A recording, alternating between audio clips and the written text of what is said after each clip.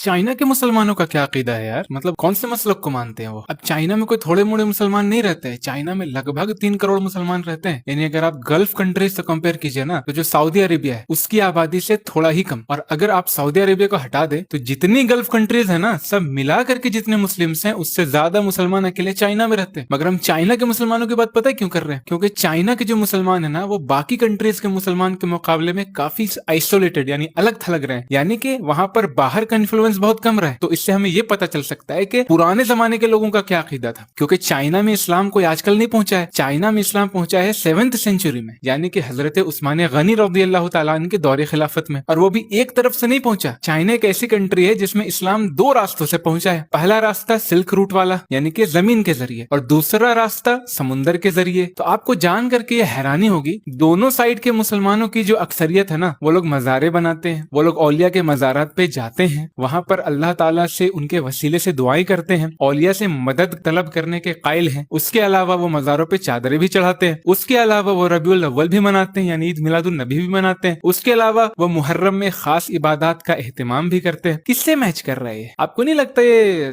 सुन्नियों से मैच कर रहा है सारा कुछ? अब भाई कोई ये तो नहीं कह सकता कि आला हजरत ने जाकर के वहां पे सब फैला दिया, क्योंकि वहां तो इस्लाम तब पहुंचा है जब बरेली में इस्लाम पहुंचा भी नहीं था। तो ऐसा कैसे मैच कर रहा है?